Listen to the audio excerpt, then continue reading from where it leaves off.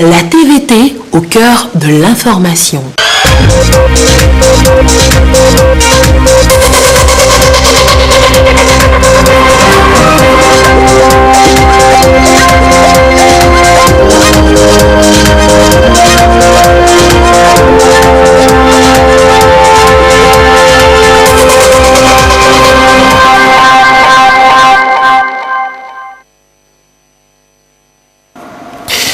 Il habite désormais le boulevard des Allongés. Le colonel Bitala Madoulba S, chef-corps du 1er bataillon d'intervention rapide.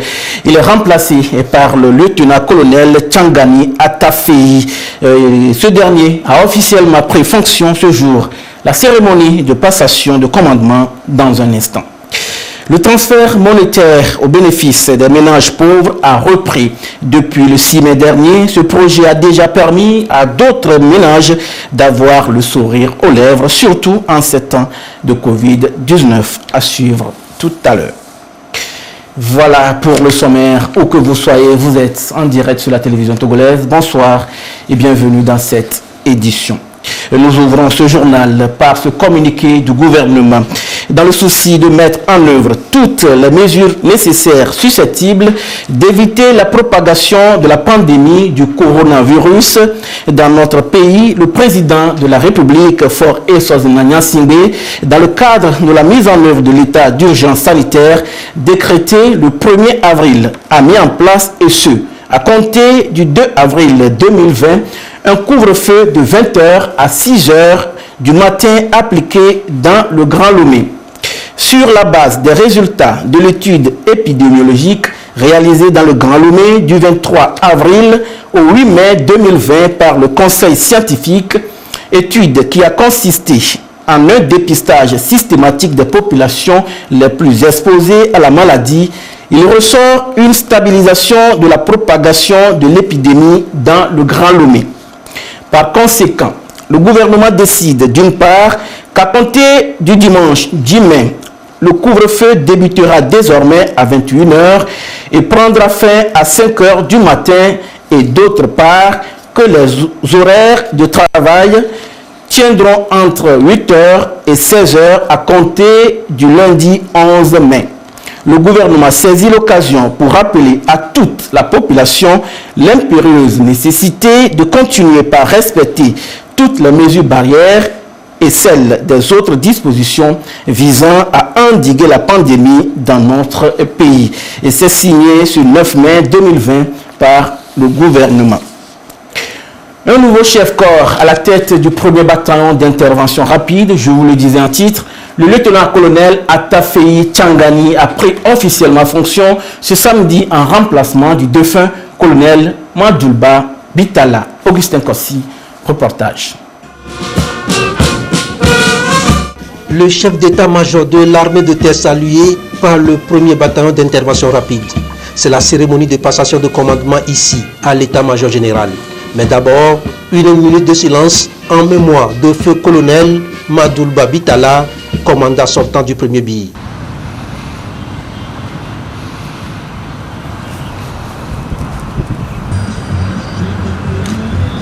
La prise de commandement va être présidée par le colonel Sogoyou Pacha, chef d'état-major de l'armée de terre. Et le désormais commandant du 1er BI, le voici, le lieutenant-colonel Atafei Tchangani.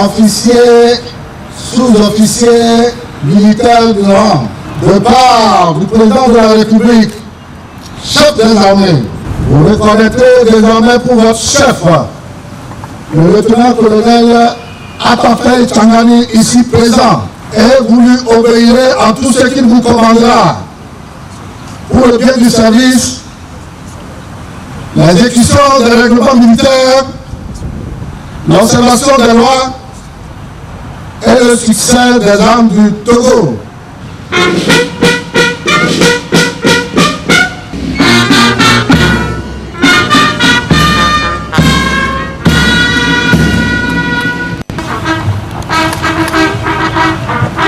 Puis le drapeau rejoint son emplacement.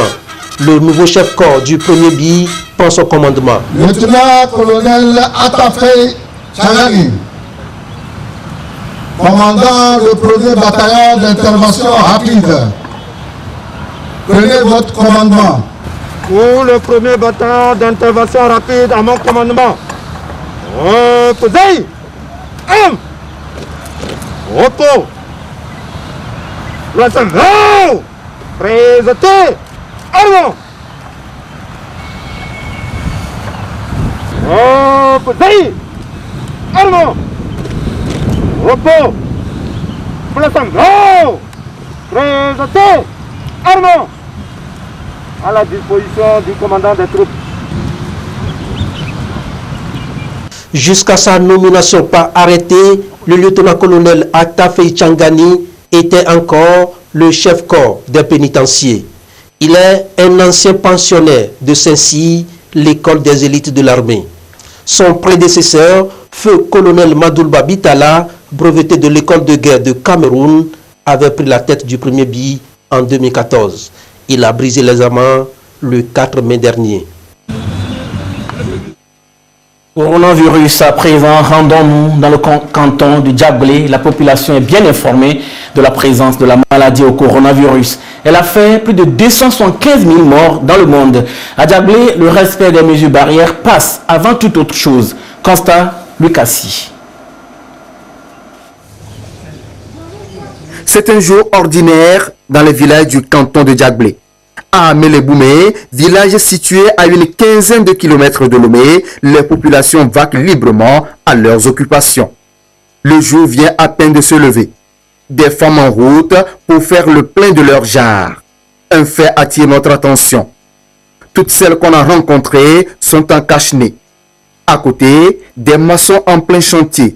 Respectent-ils les mesures barrières? Nous nous approchons pour constater. On respecte quelques-uns.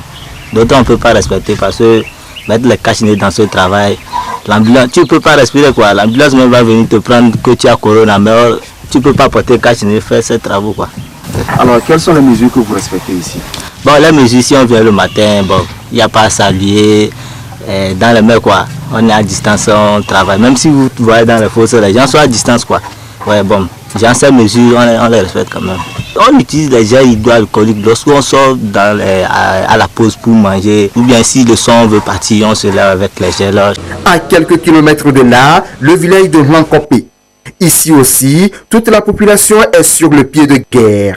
Elle joue sa partition pour contribuer à rompre la chaîne de contamination du coronavirus. Dans cette boutique, par exemple, la prudence est de mise.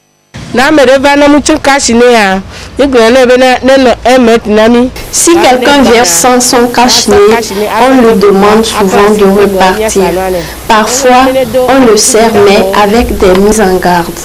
Il y a aussi des dispositifs de lavage de mains. On conseille chaque acheteur de laver les mains avant d'acheter. On conseille aussi les clients. Et les clients se soumettent visiblement à la rigueur instaurée. Je viens juste pour acheter quelque chose dans la boutique. Quand je suis venu, on m'a demandé de me laver les mains. Quand j'ai fini, on m'a dit de déposer l'argent sur le brick là-bas avant qu'on me serve. Maintenant, quand le boutiquier est venu, lui aussi a déposé ce qu'il veut acheter sur le brick avant que je le prenne. Tout à l'heure, quand je vais vous quitter, je vais aller mettre mon cache-nez et respecter les consignes pour éviter la maladie. J'ai mis le cache-nez pour me protéger contre le coronavirus. Je suis resté à peine 1 mètre avant qu'on m'a servi ce que je voulais. Lavage des mains, port de masque, utilisation du gel hydroalcoolique et observation de la distanciation sociale. Des gestes qui doivent composer désormais avec nos mœurs. Tous les secteurs d'activité se mettent au pas. On suit les consignes du gouvernement pour éviter la propagation de la pandémie. À la Société Générale, on ne badine pas avec les mesures barrières. Elles sont respectées à la lettre. Carmen Madia Kapo. Nous sommes à l'agence principale du groupe Société Générale Togo. Ici, l'accès aux locaux de la banque est conditionné au respect de certaines mesures. Désinfection systématique des mains au gel hydroalcoolique et prise de température. Dès qu'ils arrivent et que nous prenons leur température, dès que ça dépasse la normale, on leur fait patienter à côté au moins 5 ou 10 minutes et on réessaie pour voir si la température va donner autre chose. Il y a certains qui viennent, ils essaient de marcher avant de venir et sous le coup du soleil, leur température peut monter. Et dès qu'ils arrivent, on les fait patienter et quand on réessaie, si c'est normal, on les fait entrer en suivant le processus de désinfectation avant qu'ils ne puissent entrer. Mais quand ça continue à persister, on leur demande de retourner et ils n'ont pas accès à l'agence. À l'intérieur, les règles sont encore plus strictes. Pas plus de 5 personnes dans la file d'attente. La distanciation sociale doit être bien respectée, sinon le client n'est pas servi. Le général fait bien parce que déjà, il met en confiance les clients qui viennent satisfaire leurs besoins par ces mesures de sécurité qui sont prises. Dans cette perspective, nous les encourageons à maintenir ces mesures de sécurité. Depuis l'apparition de la pandémie du Covid-19, les responsables de cette institution financière ont tout mis en œuvre pour protéger aussi bien les agents, les clients ainsi que les partenaires et les fournisseurs.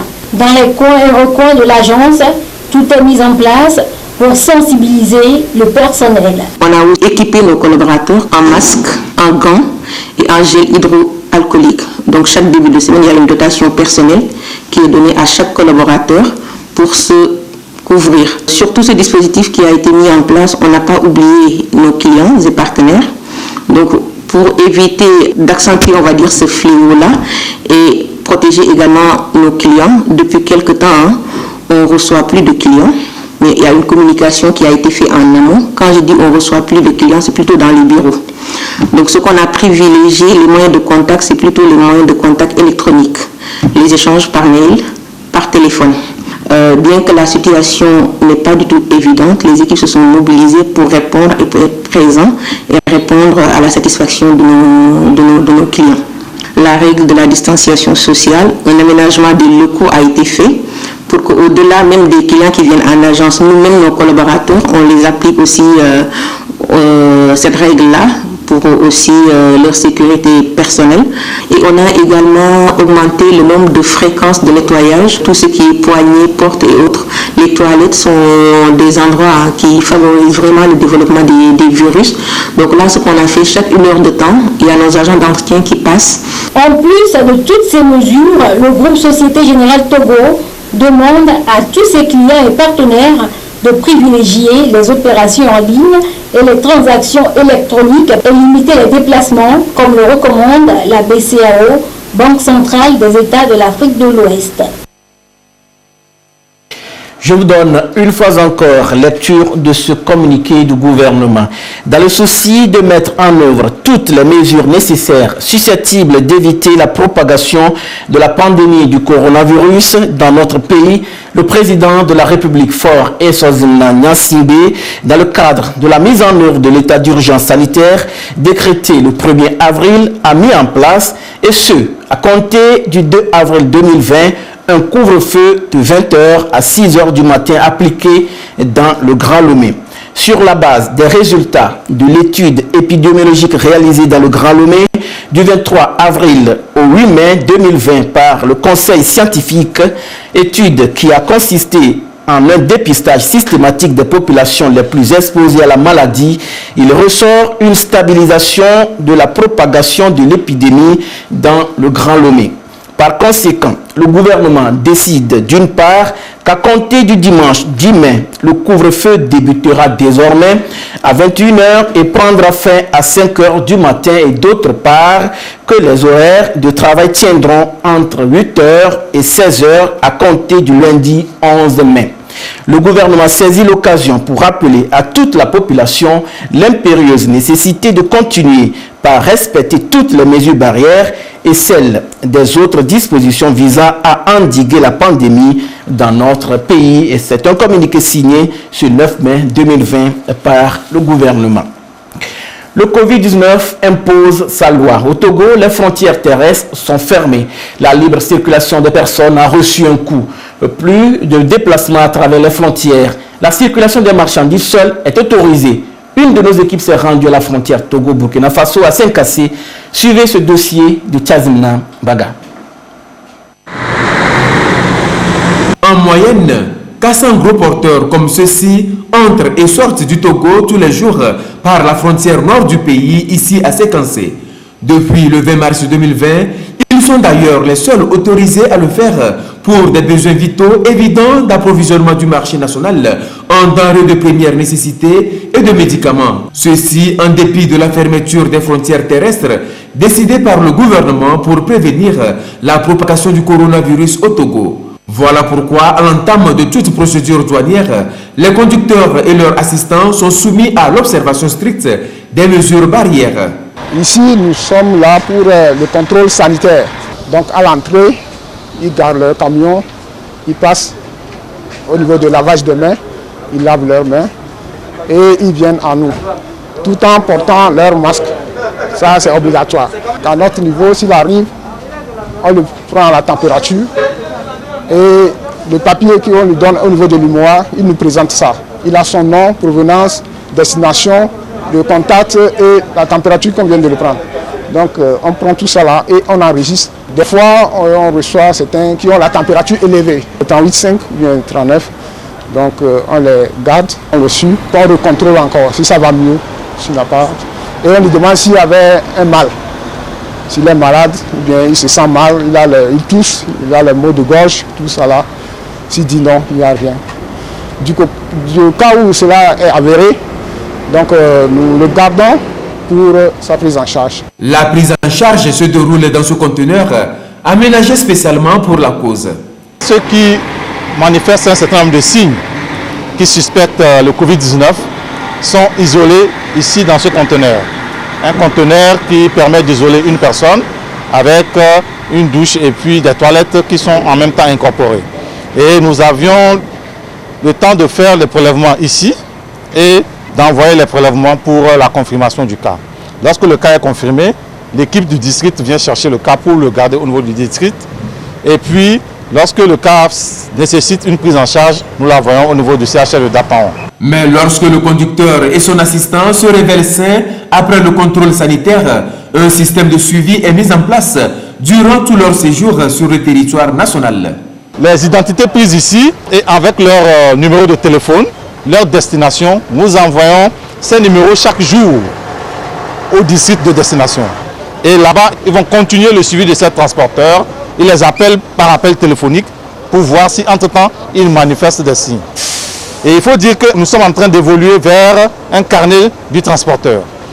À partir du 15 mai, chaque transporteur aura un carnet à l'entrée. Et nous allons marquer tout ce que nous avons vu par rapport à ce transporteur.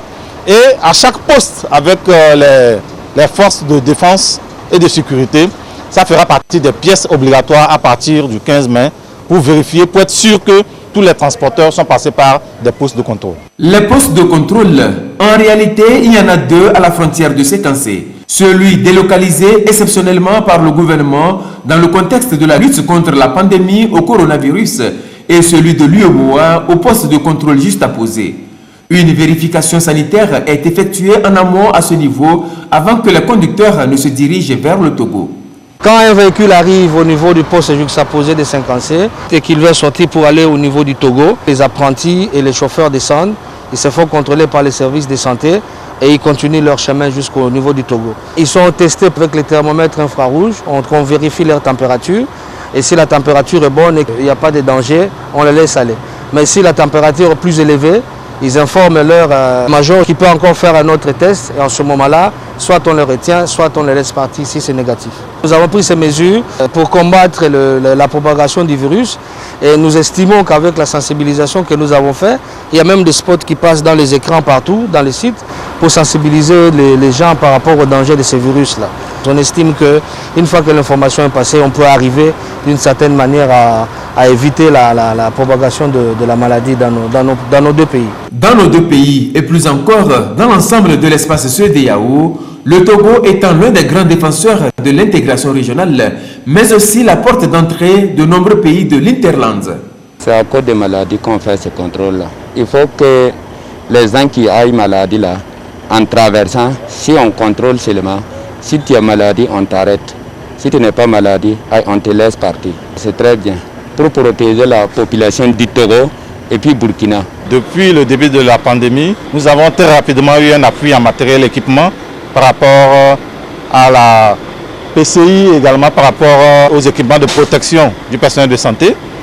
Et également, nous tenons vraiment à remercier le chef de l'État qui nous a offert ce lieu, ce conteneur climatisé, équipé pour pouvoir prendre en charge, pour pouvoir isoler les cas suspects au niveau de la frontière de Sékassé. La frontière de Sékassé que le gouvernement veut très sûr pour ne pas constituer une brèche dans le dispositif de l'urgence sanitaire solide mise en place pour endiguer la propagation du coronavirus au Togo.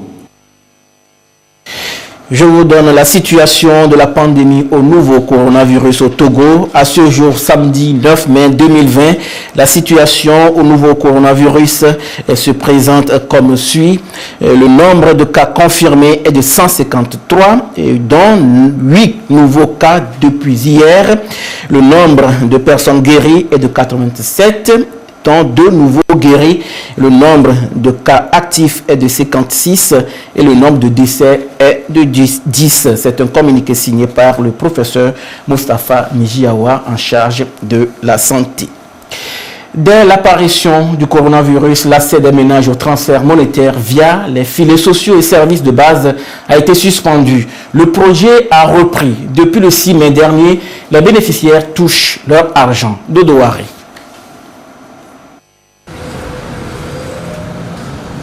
De 120 000 ménages initialement prévus, le transfert monétaire du projet filets sociaux et services de base s'élargit à 20 000 autres ménages. Le Covid-19 ayant créé d'autres situations de vulnérabilité. Le projet a été suspendu depuis quelques semaines pour cause de la crise sanitaire avant d'être relancé il y a quelques jours. Il va accroître les revenus et la consommation des ménages. L'un des projets mis en œuvre par l'Agence nationale d'appui au développement, la base ANADEB, est le projet de filets sociaux services de base. Ce projet qui est cofinancé par le gouvernement togolais et la Banque mondiale. La composante transfert monétaire occupe une bonne place au niveau du projet FSB et les transferts monétaires veulent accroître le revenu et la consommation des ménages ciblés et de ce fait leur capacité à faire face au choc. Donc nous payons des allocations de 15 000 francs par trimestre par ménage pour aider les ménages à mieux se prendre en charge en termes d'alimentation, en termes de santé, en termes de scolarité et également à initier ou à agrandir des activités génératrices de revenus pour que dès la fin des 2 ans, que la famille ou que le ménage soit capable de continuer par se prendre en charge sans avoir besoin d'un appui extérieur. D'ici 2021, l'objectif est d'accompagner 120 000 ménages. Et donc, si nous restons dans cet objectif, ça veut dire qu'il ne nous reste que 59 000 ménages à couvrir. Et quand le Covid-19 est arrivé, la vulnérabilité se fait sentir dans d'autres ménages que nous pensions avant plus solides que ceux qui étaient retenus. Donc, nous avons été instruits pour atteindre au moins 140 000 ménages d'ici la fin du Covid. La vision du gouvernement est d'atteindre plus de populations en vulnérabilité. C'est qu'en 2000 ménages y ont déjà accès et les autres cibles seront accompagnées sur une période de 6 mois. Cette fois-ci, les jeunes font partie intégrante du projet. Avec les échanges que nous avons avec la Banque mondiale, nous avons senti le besoin d'accompagner aussi certains jeunes de ces villages-là pour les aider aussi à résister à cette pandémie. Parce qu'on a des jeunes qui ont déjà commencé des activités génératrices de revenus. Et si on ne fait rien pour les soutenir, ils risquent de dépenser même le capital qu'ils avaient pu mobiliser pour démarrer leur activité ou pour agrandir leur activité. Avec la reprise des paiements et face au risque de contamination, l'accès à toute allocation est conditionné. Après échange avec les autres acteurs, la Banque mondiale, Move Togo, nous nous sommes convenus sur ceci. L'accès au site ou bien au lieu, à l'endroit de paiement est conditionné par le port de cache-nez par tous les bénéficiaires. L'entrée de chaque lieu de paiement a le dispositif de lave-mains et donc tous ceux qui doivent passer par là se lavent les mains avant de rentrer. Nous avions prévu des paiements de 15 personnes, des vagues de 15 personnes. Mais je précise qu'il arrive des retards qui font que les bénéficiaires dépassent les 15 personnes. Et là, nous sommes tenus de respecter la distanciation sociale pour pouvoir faire le travail. Et l'agent payeur qui vient dans le village pour payer doit se faire prendre la température ou à son lieu de départ ou arriver dans le village si on a un centre de santé. Et lui aussi, il porte son cache-nez, il a tout le dispositif pour sa protection. Et aujourd'hui, avec de la cendre, on procède au marquage de là où les bénéficiaires doivent être par rapport à l'agent payeur, pour que le bénéficiaire ne soit pas trop proche de l'agent payeur. Et à chaque paiement, maintenant, c'est devenu obligatoire pour l'ANADEB de sensibiliser les populations, les bénéficiaires sur le Covid-19 et sur les mesures barrières. Les filets sociaux de base sont exécutés exclusivement dans les milieux ruraux. Les ménages sont ciblés dans 209 cantons les plus pauvres du pays, dont 685 villages. Communiqué du gouvernement. Dans le souci de mettre en œuvre toutes les mesures nécessaires susceptibles d'éviter la propagation de la pandémie du coronavirus dans notre pays, le président de la République, Faure Eswazina Nyasimbe, dans le cadre de la mise en œuvre de l'état d'urgence sanitaire décrété le 1er avril, a mis en place, et ce, à compter du 2 avril 2020, un couvre-feu de 20h à 6h du matin appliqué dans le Grand Lomé.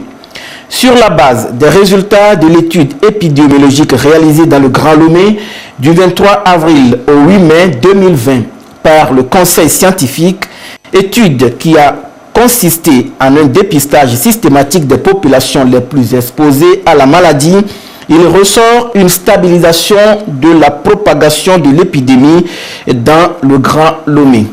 Par conséquent, le gouvernement décide d'une part qu'à compter du dimanche 10 mai, le couvre-feu débutera désormais à 21h et prendra fin à 5h du matin, et d'autre part que les horaires de travail tiendront entre 8h et 16h à compter du lundi 11 mai. Le gouvernement saisit l'occasion pour rappeler à toute la population l'impérieuse nécessité de continuer par respecter toutes les mesures barrières et celles des autres dispositions visant à endiguer la pandémie dans notre pays. Et c'est signé le gouvernement ce 9 mai 2020. On ne le dira jamais assez, il faut toujours et toujours observer les gestes barrières. Il ne faut surtout pas relâcher. 9 gestes sont recommandés. Esther Laclé. Le coronavirus, la maladie qui fait le plus peur en ce moment. 9 gestes à adopter pour éviter de contaminer les autres. 1. Se laver les mains régulièrement avec du savon. 2. Se moucher dans des mouchoirs jetables. 3. tousser ou éternuer dans son coude. 4. Éviter tout contact. Éviter de serrer des mains, de faire la bise pour saluer. 5. Éviter les grands rassemblements, boîtes de nuit, bus et stades. 6. Éviter les situations où on est serré dans un espace confiné. 7. Autre chose, aérer les pièces, ouvrir les fenêtres et laisser respirer la maison. 8. Nettoyer régulièrement les surfaces. 9. Enfin, si vous avez de la fièvre, de la toux ou des difficultés à respirer, consultez un médecin. 9 gestes simples pour éviter de contaminer les autres et ainsi dire adieu à cette maladie qui fait peur. Fin de cette édition, merci de nous avoir suivis. Courage à celles et à ceux qui donnent de leur temps pour sauver les malades de Covid-19. Prenez soin de vous, gardez toujours le sourire, quoi qu'il arrive. Excellente nuit à tous.